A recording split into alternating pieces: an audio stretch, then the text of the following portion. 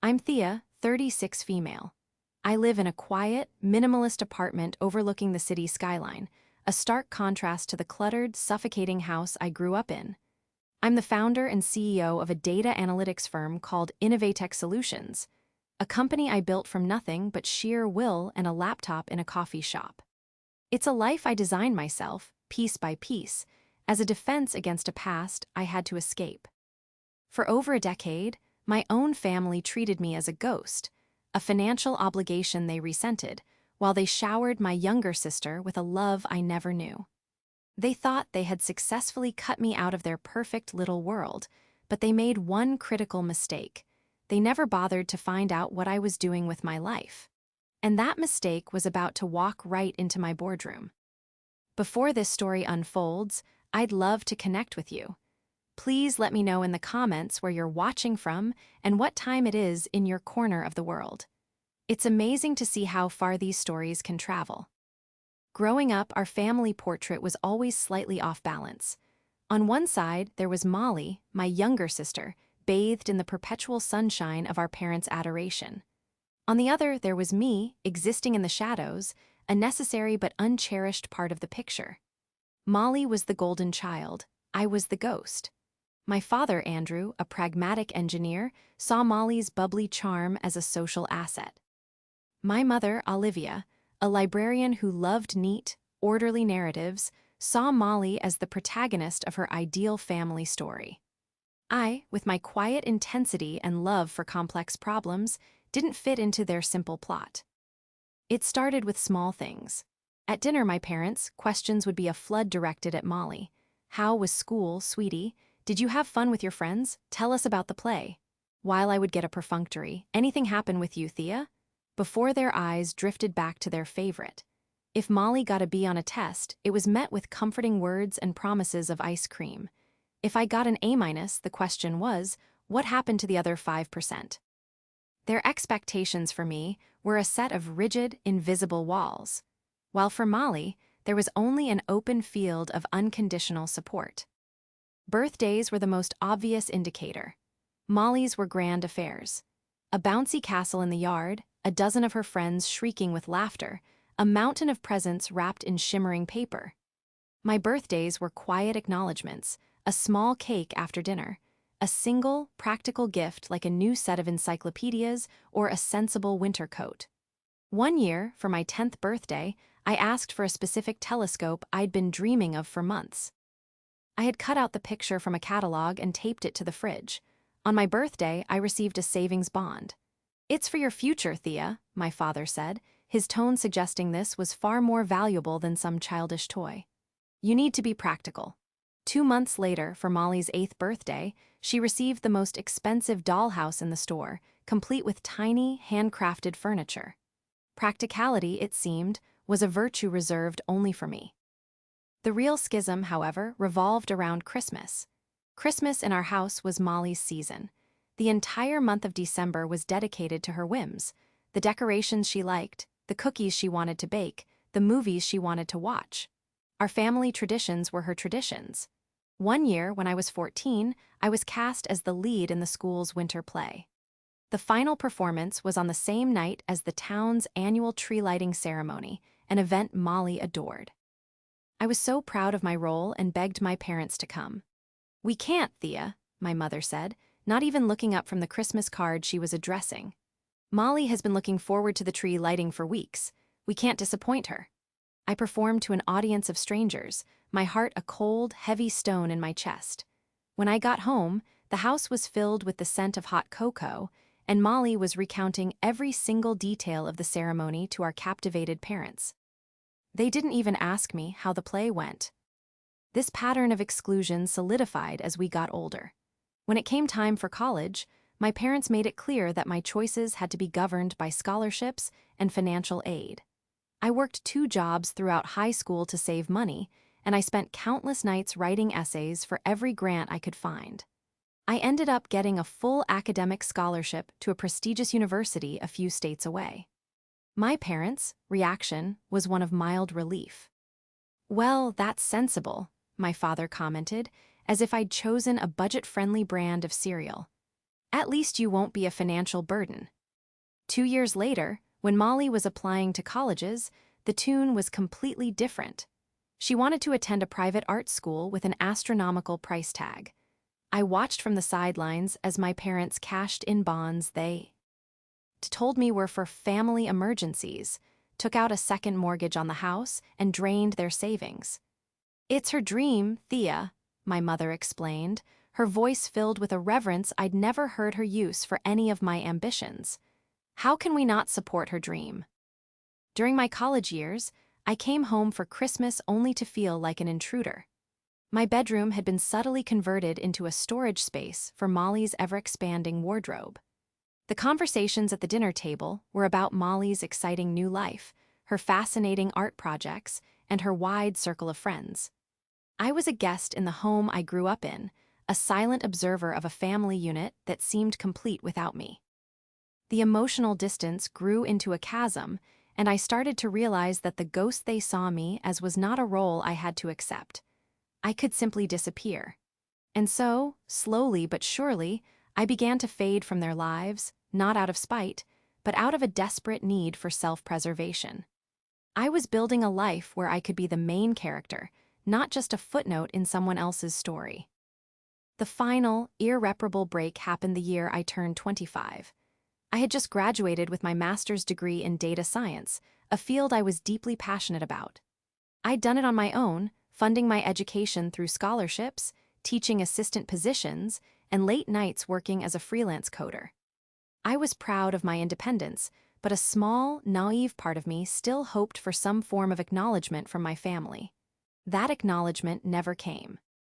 Instead, I received a phone call that would sever our ties for good. It was from my mother, Olivia. Her voice was strained and unusually formal. "Thea, your grandmother passed away this morning." My grandmother on my mother's side was the one person in the family who had always seen me. She was the one who encouraged my curiosity, who bought me books on astronomy and programming, who told me my quiet nature was a sign of a deep mind, not a social failing. Her death was a genuine blow, a loss of the only ally I felt I had in that family. I was heartbroken. I told my mother I would be on the next flight home for the funeral. The funeral was a somber affair. Molly was, of course, the center of our parents' grief, clinging to them dramatically while I stood a few feet away, feeling the familiar chill of exclusion even in a moment of shared loss. After the service, the family gathered at my parents' house for the reading of the will. I wasn't expecting anything, but my grandmother had always been fair. The lawyer cleared his throat and began to read. He went through her modest assets, assigning various sentimental items to different family members. Then he came to the main part of the inheritance. "To my beloved granddaughters, Thea and Molly," he read, "I leave the remainder of my estate, the sum of $100,000, to be divided equally between them. It is my deepest wish that this money helps them both build a bright and independent future." A stunned silence fell over the room. $50,000. To me, at that point in my life, it was a fortune. It was startup capital. It was freedom from the crushing weight of student loans. It was the seed money for the company I dreamed of building. For a fleeting moment, I felt a surge of gratitude and love for my grandmother. She had seen me. She had believed in me. But then I looked at my parents and my sister. Their faces were a mixture of shock and undisguised dismay. Molly looked like she was about to cry. My father, Andrew, stared at the floor, his jaw tight. My mother's expression was cold, calculating. The atmosphere in the room grew thick with an unspoken resentment that was aimed directly at me. Later that evening, after the lawyer had left, the confrontation I had been subconsciously dreading for years finally erupted. My parents and Molly cornered me in the living room. It was my mother who spoke first. "Thea, we need to talk about the money." "What's there to talk about?" I asked, my voice steady despite the trembling in my hands. "Grandma's will was very clear." "Your grandmother was old," my father cut in, his voice dismissive. "She didn't understand the current situation." "The situation?" I asked, confused. "What situation?" Molly, who had been sniffling on the sofa, finally spoke up, her voice thick with self-pity. I have so much student debt from art school, Thea, and I want to open my own little gallery one day. I need that money. You don't. I was speechless. I don't need it. I have my own student loans, Molly. I've been working 3 jobs to make ends meet while you've had everything handed to you. That's not fair, she wailed. She's right, it's not fair, my mother said, her eyes like chips of ice. Molly has real dreams, artistic ambitions that require capital. You chose a practical, boring field. You have a scholarship. You'll get a stable job. You don't need a handout. The sheer audacity of her words knocked the air out of my lungs. A handout? This was an inheritance from the one person who supported me. The fact that they saw my half as something that rightfully belonged to Molly was staggering. It's not a handout, it's my inheritance, I said, my voice rising. Grandma wanted me to have it. What we want, my father said, stepping forward, his presence looming and intimidating, is for you to do the right thing for your sister. She needs it more. Sign your share over to her. It's the decent thing to do for your family. For my family?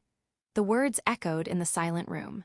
This family that had never supported me, never celebrated me, never even truly seen me, was now demanding I sacrifice my future for the golden child they had always preferred. In that moment, something inside me snapped. The years of quiet resentment, of swallowing my hurt, of making myself smaller to make them comfortable, it was all over. No, I said. The word was quiet, but it landed with the force of a bomb. What did you say? My father gasped. I said no, I am not giving my inheritance to Molly. Grandma gave it to me, and I am going to use it exactly as she would have wanted, to build my own future. Molly burst into tears. My mother rushed to her side, glaring at me as if I were a monster. I can't believe how selfish you are, she hissed. After everything we've done for you. Everything you've done for me? I laughed, a bitter, hollow sound. You did the bare minimum required by law.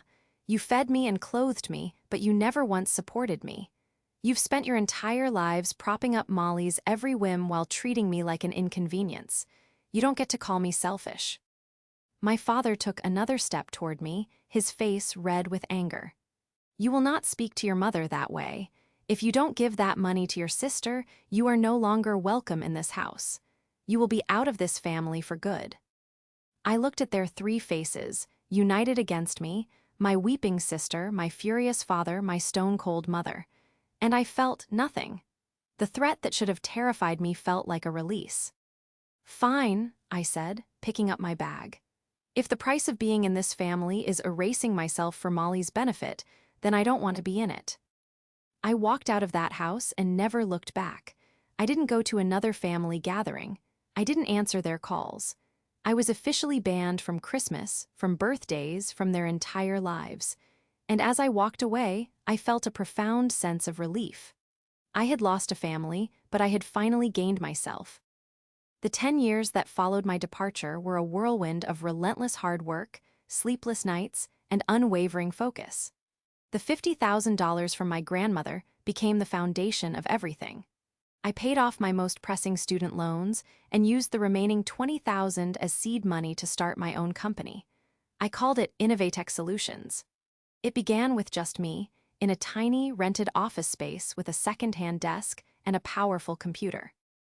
I lived on instant noodles and coffee, pouring every ounce of my energy, every dollar I earned, back into the business. My field was data analytics, helping companies make sense of the vast amounts of information they collected.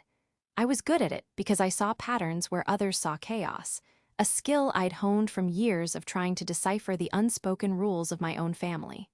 I started with small clients, local businesses who needed help understanding their customer base. I over-delivered every time. My reputation grew through word of mouth.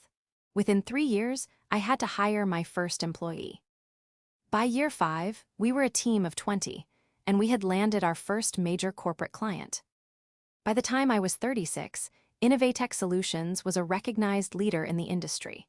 We had over 200 employees and occupied 3 floors of a sleek, modern skyscraper downtown. I was the CEO, not just in title, but in practice. I was involved in every major decision, but I had also learned to trust the brilliant team I had built around me. One of the cornerstones of that team was Simon, my head of human resources. Simon was a sharp, perceptive man in his mid-40s, with an uncanny ability to read people and a fierce loyalty to the company culture we had built, one based on merit, respect, and transparency.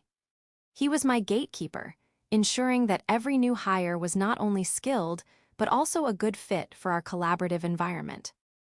I had no contact with my family during this decade. After a few initial angry voicemails, they fell silent. I assumed they had simply written me off, a failed branch of the family tree they were happy to prune. I heard nothing about their lives, and I made no effort to learn. My life was here, in the city, with the family I had created, my dedicated employees, my close circle of friends, and my work, which gave me a sense of purpose I had never known before. One Tuesday. Afternoon, Simon knocked on the door of my corner office. "Got a minute, Thea?" he asked, holding a tablet. "Of course, Simon, what's up?" I said, gesturing for him to come in. "We're finalizing the shortlist for the new senior marketing manager position," he said, sitting in the chair opposite my desk. "It's a key role, so we've been extra thorough. We've got 3 outstanding candidates we'd like to bring in for the final round of interviews next week. I wanted you to look over their profiles." "Sounds good. Let's see them," I said, leaning forward. The senior marketing manager would be responsible for our entire branding strategy, a crucial position as we prepared to expand into international markets.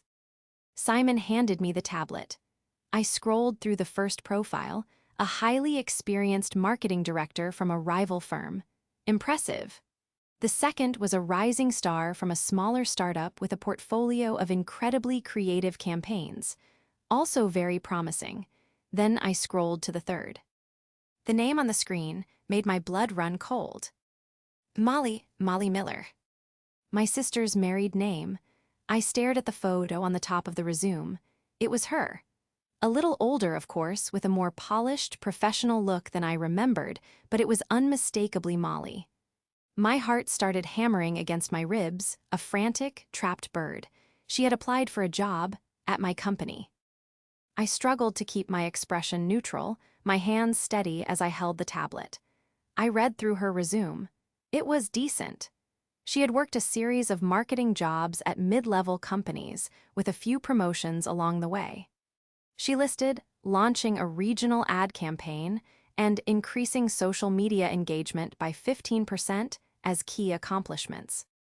It wasn't nearly as impressive as the other 2 candidates, but it was competent enough to get her through the initial screening process, especially if she had embellished it, which, knowing Molly, was highly likely. "This one," I said, tapping my finger on Molly's profile, my voice carefully controlled. "Tell me about her." Simon glanced at the screen. "Ah, yes, Molly Miller. She's the wild card of the group. Her resume is the least experienced of the 3 on paper, but apparently she blew the hiring manager away in her phone interview. Very charismatic, very confident. She talks a big game, and the team felt she had that spark we look for. They flagged her as having high potential." Of course, charisma and confidence were Molly's specialties. She had always been able to talk her way into getting what she wanted. She could sell sand in the desert. It was how she had convinced my parents to fund her entire life while I had to fight for every scrap. 1,000 questions raced through my mind. Did she know I was the CEO? It was possible, but unlikely. My name, Thea, was not on our public-facing website's leadership page. I preferred to keep a low profile, letting our work speak for itself. The company was registered as Innovatech Solutions, LLC, with no obvious connection to my name unless someone did a deep dive into corporate records, which a job applicant was unlikely to do. She probably just saw a job posting for a successful tech firm and applied, completely oblivious. A slow, cold anger began to replace the initial shock. The irony was almost too much to bear. The sister who had my family demand I sacrifice my future for her was now, unknowingly, asking me for a job. She was trying to get a foothold in the very world I had built with the inheritance I had refused to give her. "I see," I said, handing the tablet back to Simon. My mind was already racing, piecing together the fragments of a plan. "You're right, she is a wild card. I'm intrigued." I stood up and walked to the floor-to-ceiling window, looking out over the city. My city, my company. For 10 years, they had been my sanctuary, the place where my past couldn't touch me. Now, the past was knocking on the door, asking to be let in. "Simon," I said, turning back to him, a new, steely resolve in my voice. "I want to be in on the final interview for this position." Simon looked surprised. "For the senior manager role? Thea, you usually only sit in for C-suite hires." "I know," I said, "but you said it yourself, it's a key role. I want to be sure we get the right person. Set up the interviews for next Friday. I'll be there. But do me a favor," I added, a sharp edge to my tone. "Don't tell the candidates the CEO will be in the room. Let them think I'm just a senior executive. I want to see how they perform under pressure without any special preparation." "Understood," Simon said, nodding. "I'll make the arrangements." As he left my office, a grim smile touched my lips. Molly wanted a job. She was about to get the interview of a lifetime. With the interview scheduled, I had a week. A week to prepare, and a week to understand who my sister had become in the 10 years since I'd last seen her. My initial shock had hardened into a cold, methodical curiosity. I wasn't just going to confront her, I was going to do it with full information. As a data analyst, my instinct was to gather data, find the patterns, and understand the complete picture before making a move. So, I began to dig. It started with her resume. I pulled it up on my screen and went through it line by line, my professional eye now untainted by any sisterly sentiment. I started with her most recent job, marketing director at Veridian Dynamics. A quick search revealed Veridian was a respectable, if uninspired, manufacturing company. I had a few contacts in that industry. I made a discreet call to an old colleague who now worked in a senior role at a competing firm. "Veridian," he said over the phone. "Yeah, I know them. A bit old-fashioned but stable. Their marketing is pretty sleepy, though. Haven't seen anything interesting come out of there in years." "I'm looking at a resume from one of their former marketing directors, a Molly Miller," I said, keeping my tone casual. "Claims she ran their Vision 2020 campaign that increased lead generation by 30%. There was a pause on the other end of the line. "Molly Miller? I don't know that name. But I can tell you for a fact their lead gen hasn't gone up 30% in the last decade. They had a massive layoff in their marketing department about 6 months ago because they missed their targets 3 quarters in a row. Whoever this person is, she's either lying or she's defining lead generation very creatively." Line number 1, a big one. My fingers flew across the keyboard. Next, I looked at her previous role listed on the resume, social media strategist at Artful Escapes, a boutique travel agency. She claimed to have grown their online following from 10,000 to 100,000 in 1 year. This was easier to check. I found the company's social media pages and used a few analytics tools to look at their historical data. Their growth was slow and steady, but there was no explosive jump in the year Molly claimed to have worked there.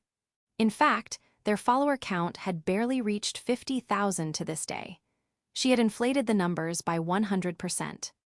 Line number 2. A pattern was emerging. Molly wasn't just padding her resume, she was fabricating her entire career narrative. She was building a professional identity on a foundation of pure fiction. Driven by a grim determination, I went deeper. I used my resources to run a background check, the kind we do for executive-level hires. I wanted to see her financial and public records. What I found was startling.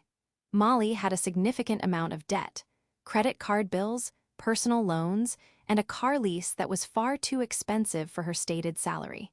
It was clear she was living well beyond her means. But the most damning discovery came from a place I hadn't expected. I created a discreet, anonymous social media profile and began looking for her. I found her public Instagram account. It was a carefully curated fantasy. Pictures of her on lavish vacations in Bali and Santorini, photos of her at Michelin-starred restaurants, selfies in designer clothes with shopping bags from high-end boutiques. Her captions were full of hashtags like boss babe, living my best life, and hard work pays off. Hard work, I scoffed. It looked more like debt and deceit. But then I saw it. Sprinkled among the photos of her luxurious lifestyle were pictures of my parents, Andrew and Olivia. They looked older, grayer, but they were smiling proudly next to their golden child. There was a photo of them at a fancy Christmas dinner at a restaurant, the caption reading, "So blessed to be able to treat my amazing parents. They sacrificed so much for my dreams." Treat them with what money? The money they were likely giving her? I scrolled further back. I found a post from a few years ago. It was a picture of a brand new car with a giant red bow on it. Molly was posing beside it, beaming. The caption read, "Surprised my dad with his dream car for his retirement. He deserves the world." My blood boiled. My father's dream car. She had bought it for him. How? I cross-referenced the date of the post with the public records I had pulled. Just a week before that photo was taken, my parents had taken out a home equity loan for $75,000. It all clicked into place. Molly wasn't treating them. They were funding her fantasy. They were going into debt in their retirement years to maintain the illusion of their daughter's spectacular success. They had sacrificed my future for her, and now they were sacrificing their own. The final piece of the puzzle was the most painful. I found a post from last Christmas. It was a picture of my parents and Molly, all wearing matching pajamas, sitting in front of a giant Christmas tree in my parents' living room. The room was overflowing with presents. "Another perfect Christmas with the people who matter most," Molly had written. "So grateful for my little family." Little family, that's what we were, and I was not in it. They had built their perfect, happy world, and its very foundation was my exclusion and my parents' endless financial sacrifices for a daughter who was, in reality, a complete fraud. I leaned back in my chair, the glow of the monitor illuminating the cold fury on my face. This wasn't just about a job interview anymore. This was about a decade of lies. Molly hadn't just coasted through life on my parents' dime. She had constructed an elaborate fiction of success, and my parents were the willing, and likely suffering, co-authors of that fiction. She hadn't just taken their money. She had taken their dignity, allowing them to believe their sacrifice had produced a successful daughter, when in reality, it had only enabled a fraud. My plan for the interview began to shift. This wasn't going to be a simple gotcha moment. It was going to be a systematic deconstruction of her entire fabricated reality in a professional setting where her charm and excuses would be useless against cold, hard data. My data. I closed the laptop, my resolve absolute. She wanted to enter my world, the world of facts and figures and tangible results. I would welcome her. And she would find that in my world, the truth is not optional. The week leading up to the interview was one of meticulous preparation. My mission was twofold: to conduct a flawless, professional interview process for the two genuinely qualified candidates, and to create the perfect stage for my sister's reckoning. I worked closely with Simon, my HR head, ensuring every detail was in place. First, we scheduled the interviews for Friday, an hour and a half apart, with Molly's slated for last. This was intentional.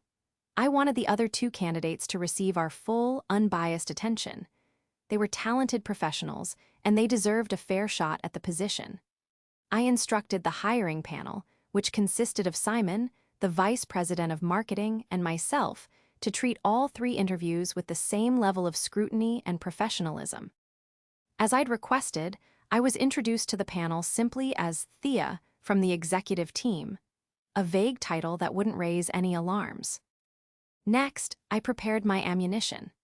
I created a dossier on Molly, a folder containing printouts of her inflated resume, screenshots of her social media posts bragging about her fictional achievements, and the real data I had uncovered. I had the analytics report on the travel agency's social media growth, the industry reports on Veridian Dynamics' poor performance, and a summary of the public records showing my parents' home equity loan. It was a portfolio of her deception, compiled with the dispassionate precision of a corporate audit. I didn't plan to just throw this in her face. I would use it strategically, piece by piece, to dismantle her narrative. On the morning of the interviews, a strange calm settled over me. There was no rage, no nervousness, just a quiet, focused resolve. I had spent a decade building a life and a company based on integrity and hard work, the very principles my family had dismissed in me. Today, Molly, the embodiment of the shortcuts and deceptions they had celebrated, would face the consequences of that philosophy in my domain. The first 2 interviews went exceptionally well. Both candidates were sharp, experienced, and had genuinely impressive track records. They answered our questions thoughtfully and demonstrated a deep understanding of the industry. We asked them to walk us through their past campaigns, and they provided detailed metrics, explained their strategies, and were honest about both their successes and their learning experiences from failed projects. They were the real deal. By the time we broke for a short recess before Molly's interview, the panel was already leaning heavily toward one of the first 2 candidates. "They're both strong," the VP of marketing, a woman named Jessica, commented. "It's going to be a tough choice." "Indeed," Simon agreed. "Let's see if our wildcard can measure up." I simply nodded, keeping my expression unreadable. When it was time for Molly's interview, I felt a flicker of something, not pity, but a strange, detached curiosity. What would she look like after 10 years? Would I even recognize the person who walked through the door? Simon went to the lobby to greet her. I watched on the security feed monitor on my desk, and then there she was. Molly looked every bit the part of the successful marketing executive she pretended to be. She wore a stylish, expensive-looking suit, her hair was perfectly styled, and she carried a designer leather portfolio. She greeted Simon with a dazzling, confident smile, the same smile that had always charmed my parents and teachers. As she walked down the hall toward the boardroom, she looked around with an air of someone who believed she belonged in a place like this. She had no idea she was walking into the house that Thea built. We were all seated around the large oak table in the boardroom when she entered. Jessica and Simon sat on one side, and I sat on the other, leaving the chair at the head of the table for Molly. As she walked in, her eyes scanned the room. They passed over Simon and Jessica, and then they landed on me. For a single, terrifying second, I thought she recognized me. Her confident stride faltered for a microsecond. A flicker of confusion crossed her face. My hair was different, cut into a sharp, professional bob instead of the long, simple style I'd had in my 20s. I wore sophisticated glasses, and my suit was tailored and bespoke. I was no longer the quiet, overlooked girl in the corner. I was a woman in a position of power. The moment passed. The flicker of recognition was replaced by her practiced, professional smile. She didn't know who I was. To her, I was just another corporate executive she had to impress. "Molly, thank you for coming in," Simon began. "This is Jessica, our VP of Marketing, and this is Thea from our executive team. We'll be speaking with you today." "It's a pleasure to meet you all," Molly said, her voice smooth and polished. "I'm very excited about this opportunity. I've been following Innovatech's growth for a while now, and your work is incredibly impressive." She was good, I had to give her that. She was charming, poised, and exuded confidence. For the first 20 minutes of the interview, she gave a masterful performance. She answered Jessica's questions about marketing strategy with well-rehearsed buzzwords and industry jargon. She talked about synergy, leveraging platforms, and paradigm shifts. It all sounded impressive on the surface. Then it was my turn. I leaned forward, folding my hands on the table. "Molly, it's always great to hear about high-level strategy, but here at Innovatech, we are a data-driven company. Results are everything. So, I'd like to dive into the specifics of your resume." I opened the file in front of me, which contained a clean copy of her resume. The dossier of her lies was in my briefcase. "Let's start with your time at Veridian Dynamics," I said, my voice even and calm. "You state here that you spearheaded the Vision 2020 campaign, which resulted in a 30% increase in qualified leads. Can you walk us through the specific metrics you used to quantify that success? What was the cost per lead, And what was the ultimate conversion rate? Molly's smile tightened just a fraction. Of course, it was a multifaceted campaign, so the metrics were complex. We saw a huge uptick in engagement across all our digital channels. I understand, I interrupted gently. But I'm not asking about engagement. I'm asking about leads, the hard data. Can you provide it? The stage was set. The audience was waiting. And the star of the show was about to find out that the script she had written for her life was being thrown out the window. The air in the boardroom grew thick with a sudden tension. Molly, who had been effortlessly gliding through the interview, was now pinned by a direct, data-focused question she clearly wasn't prepared for. Her polished veneer began to show the faintest of cracks. "Well," she stammered, her confident smile flickering. "The final report was, of course, internal company data. I'm not sure I'm at liberty to discuss the exact proprietary figures, but the 30% increase was a widely celebrated success within the company." "I see," I replied, my voice remaining perfectly level. I made a small note on the paper in front of me. "That's unfortunate. We pride ourselves on transparency here. We find that candidates who can't speak to the specific data behind their accomplishments often struggle in our results-oriented environment." I let that statement hang in the air for a moment before moving on. "Let's talk about your time at Artful Escapes, then. Your resume says you grew their social media following from 10,000 to 100,000 in a single year. That's a staggering 900% growth. What was the key platform for this, and what was your content strategy?" This, she seemed to think, was safer ground. "Oh, that was a campaign I was very proud of," she said, regaining some of her composure. "It was primarily Instagram. We leveraged influencer marketing and ran a series of viral contests. It was all about creating an aspirational brand image that resonated with our target demographic." "Viral contests," I repeated, nodding slowly. "Those can be very effective, but they can also lead to a high number of low-quality, unengaged followers.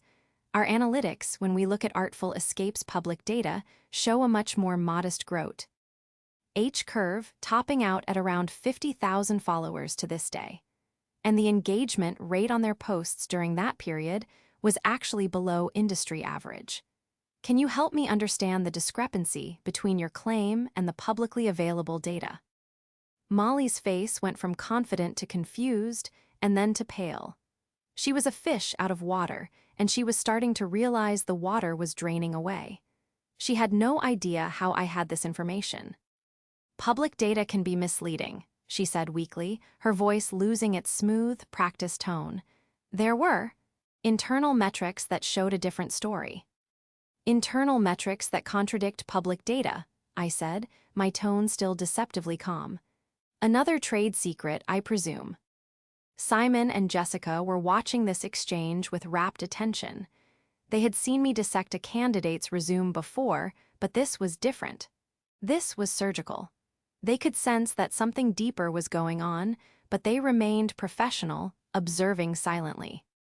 Now it was time to close the trap. "Molly," I said, leaning back in my chair and looking at her directly. "Let's be frank. Your resume seems to be full of impressive accomplishments that, under the slightest scrutiny, fall apart. You claim to be a highly successful, results-driven marketing professional. But the data tells a different story.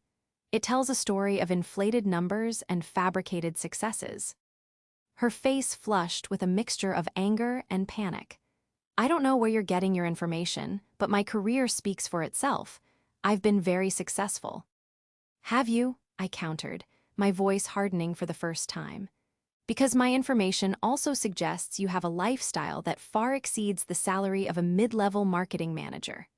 Lavish vacations, designer clothes, a brand new luxury car for your father. How does one afford all that on a marketer's salary while also carrying a significant amount of personal debt?" The blood drained from her face completely.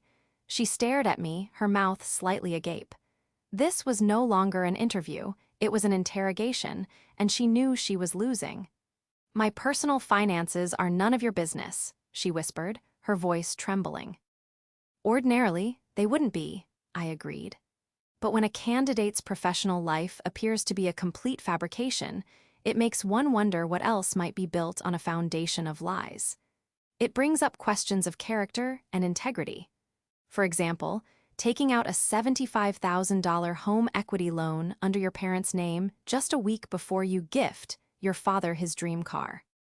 That was it. That was the final blow.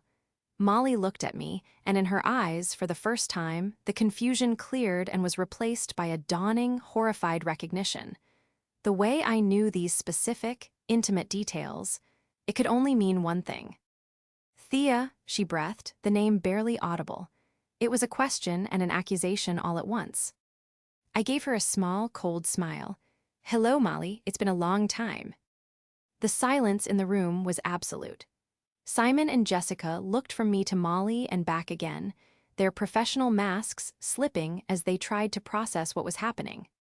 Molly's mind was clearly racing, trying to put the pieces together. Thea, executive team, Innovatech Solutions, the CEO. The puzzle solved itself in her mind, and the result was pure horror. She looked at me, at the powerful woman sitting across from her in the expensive suit in the corner office of a skyscraper, and saw the sister she had cast aside and forgotten. She saw the ghost she thought had vanished. "You," she stammered, "this company, it's yours." "I built it," I said simply. "With the inheritance our grandmother left me. The inheritance you and our parents demanded I give to you. You said I didn't need it, that I should sacrifice it for your dreams. Well, this is what I did with it. I built my dream without a single handout from anyone." I stood up and walked to the head of the table, picking up the dossier I had prepared. I opened it and spread the papers out in front of her. Her fake resume, the screenshots of her lies, the proof of my parents' debt. "You came in here today asking for a job," I said, my voice low and cutting. "But you didn't just want a job. You wanted to coast your way into a senior position at a successful company, a position you are not qualified for, based on a career you did not have. You wanted to continue the same pattern of deceit and entitlement that has defined your entire life." Tears started to well in Molly's eyes, but they were not tears of remorse. They were tears of humiliation and rage. "You did this to trap me," she hissed. "No," I said, my voice firm and clear. "You trapped yourself. Your lies finally caught up with you. Welcome to my world, Molly. In this world, you can't charm your way to the top. You have to earn it, and you have earned nothing." I turned to Simon. "Simon, I believe this interview is concluded. Please escort Ms. Miller out." Simon, ever the professional, stood up. "This way, please, Ms. Miller." Molly stood on shaky legs, her face a mask of disbelief and fury. She gave me one last, venomous look before turning and walking out of the boardroom, her dream job and her fabricated life, crumbling to dust around her. After Simon had escorted a stunned and silent Molly out of the building, he and Jessica returned to the boardroom. The air was still thick with the aftermath of the confrontation. They both looked at me, their expressions a mixture of shock, confusion, and a dawning understanding. I owed them an explanation. "I apologize for putting you both in that position," I said, sinking back into my chair. "That was my sister." Jessica's eyes widened. "Your sister, Thea, I had no idea." I gave them a brief, sanitized version of the story, the family dynamic, the inheritance, the 10 years of no contact. I explained that I hadn't set out to humiliate her for sport, but to protect the integrity of the company we had all worked so hard to build. Her entire professional identity was a lie, I concluded. To hire her would have been a betrayal of everything we stand for: merit, honesty, and hard work. I couldn't let that happen. Simon nodded, his expression serious. "You did the right thing, Thea. For the company, we can't have someone with that lack of integrity in a leadership position, or any position for that matter." Jessica agreed. "We'll be moving forward with an offer to one of the other candidates. They were both far more qualified anyway." Their support was a relief. They saw it not as a personal vendetta, but as a necessary executive decision. The rest of the day passed in a blur of meetings, but the events of the morning lingered in the back of my mind. The chapter I thought I had closed a decade ago had been violently ripped open, and now it needed to be shut for G. Good. The fallout came 2 days later, on Sunday afternoon. My phone, which had been silent from my family for 10 years, buzzed with an incoming call from an unknown number. I knew who it was. I let it go to voicemail. A few minutes later, a string of furious text messages began to arrive. They were from my mother. "How dare you humiliate your sister like that? She came home completely broken because of you. You are a cruel, vengeful person, Thea. We knew you were always jealous of her. She made a few mistakes on her resume. Everyone does that. You had no right to destroy her confidence and ruin her chances." And then, the one that truly sealed their fate in my mind. "Your father and I are disgusted. You used your money and power to hurt your own family. After everything we've done for you, this is how you repay us. You are dead to us." I read the messages without a flicker of emotion. The words that would have devastated me 10 years ago now felt hollow and meaningless. Dead to us. They had made me a ghost in their lives long ago. Now they were just making it official. They still didn't get it. They couldn't see that Molly was the one who had hurt them, trapping them in her web of deceit and debt. They were defending the architect of their own potential ruin. I typed a single, final reply to all of them, a message to the group chat that presumably included my father and Molly as well. "For 10 years, you have been out of my life and I have thrived. I built a world based on truth and effort. Molly tried to enter that world with lies. She was rejected not because she is my sister, but because she was unqualified and dishonest. Her humiliation is the consequence of her own choices, not my actions. This is the last time you will ever hear from me. I wish you all the consequences you have earned." I blocked their numbers. I blocked them on every platform imaginable. I felt a profound, cleansing sense of finality. The door to my past was not just closed, it was sealed, bolted, and barricaded. The ghost was finally free. That next week, we hired the first candidate we had interviewed, an incredibly talented woman named Anna, for the senior marketing manager position. She was a perfect fit, and her energy and genuine expertise brought a new spark to the team. Life at Innovatech moved on, better and stronger for it. The following Christmas, for the first time in my adult life, I didn't feel a pang of loneliness or a shadow of the rejection that used to haunt me during the holidays. My Christmases had once been defined by my family's exclusion. Now, they were mine to define. I hosted a large holiday party at my apartment for my friends and my senior employees, my chosen family. The apartment was filled with laughter, warmth, and genuine affection. Simon was there with his wife. Jessica was telling a hilarious story about her kids, and my new marketing manager, Anna, was sharing her brilliant ideas for the upcoming year. As I looked around at the joyful faces, I realized my grandmother's wish had come true, just not in the way anyone had expected.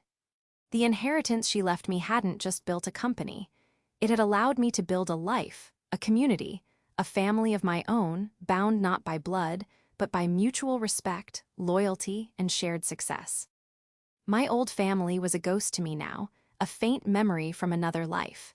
They were trapped in their small world, propping up a fantasy, while my world was real, vibrant, and expanding every day. I had closed a painful chapter, but in doing so, I had opened the door to a future that was brighter than I had ever dared to imagine.